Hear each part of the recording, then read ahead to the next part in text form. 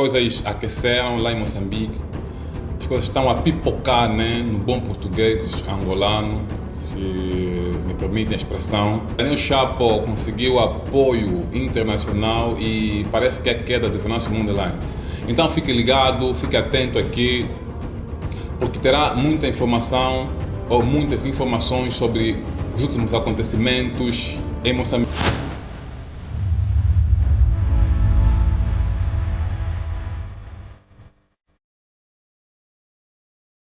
Este vive um momento de tensão, né, enquanto o presidente Daniel Chapo recebe o tão esperado apoio da ONU, o país continua enfrentando manifestações, mortes e contestações populares. E Venâncio Mondlane, o nome que surgiu como alternativa, lutou arduamente para chegar ao poder, mas foi silenciado. Mais uma vez, um grande líder, né, que não conseguiu, lutou com o povo, e hoje a comunidade internacional está a dar o apoio ou está a se juntar a Daniel Chapo, presidente muito contestado pela população devido à não transparência nas eleições passadas. Então, será que esse apoio da ONU a Chapo é uma união legítima ou uma hipocrisia diante de tantas crises? Então vamos aqui analisar, fiquem atentos, fiquem mesmo ligados para nos analisar esses fatos sonantes, esses fatos marcantes que estão a acontecer em Moçambique, né? Que é um país rico em recursos na África, há muitos recursos por lá, e países assim são muito assolados por desigualdades, muita corrupção e muitos conflitos. E enquanto o governo celebra o apoio internacional, né, a população continua a sofrer.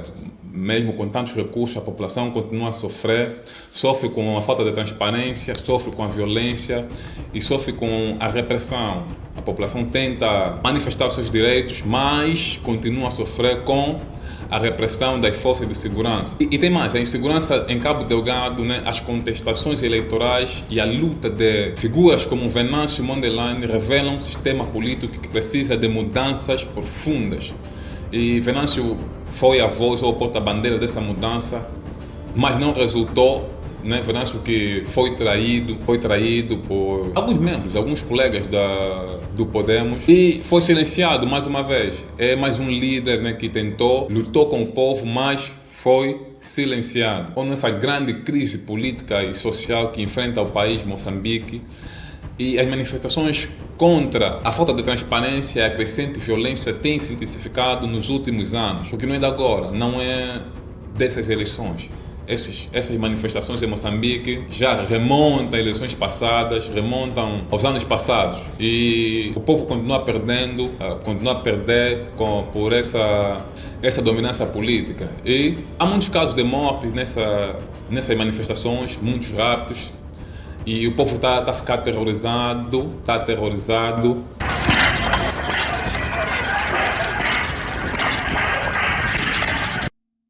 Em meio a tudo isso, as contestações eleitorais e acusações de fraude eleitoral são constantes.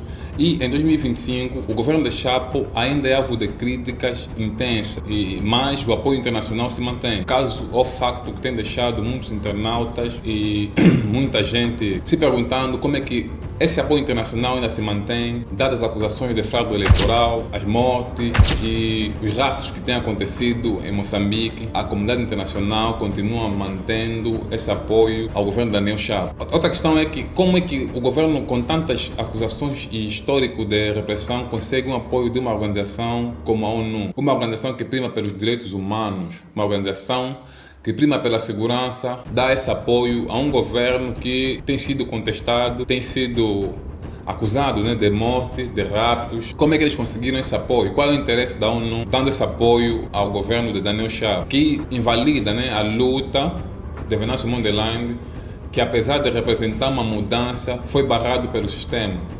E é um exemplo de como a contestação popular ainda é reprimida nessas regiões.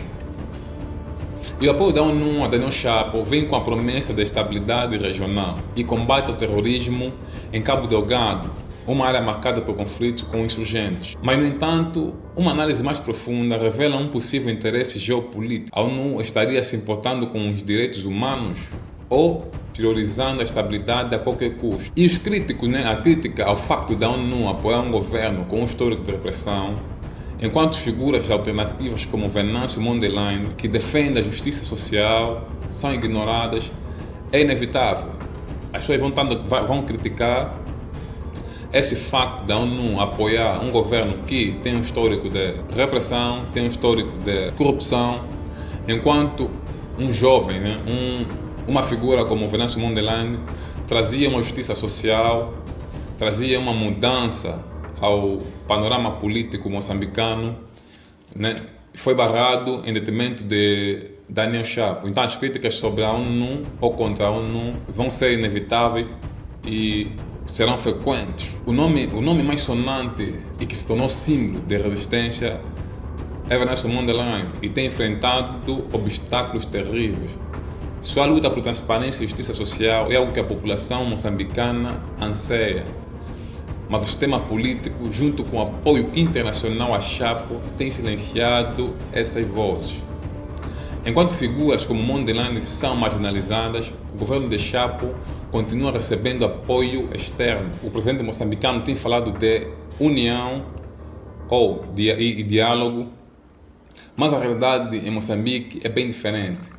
O governo tem reprimido severamente qualquer manifestação contrária e se mantém distante de um verdadeiro compromisso com a transparência e a justiça.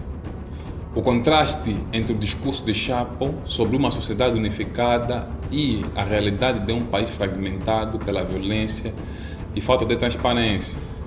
O apoio da ONU a Daniel Chapo pode ser visto como uma tentativa de unir o país sob uma liderança estável, mas esconde uma série de contradições. A população continua a sofrer com a pobreza, a violência e a falta de uma democracia verdadeira. Venâncio Mondlane, que trouxe uma verdadeira esperança de mudança, foi ignorado e silenciado.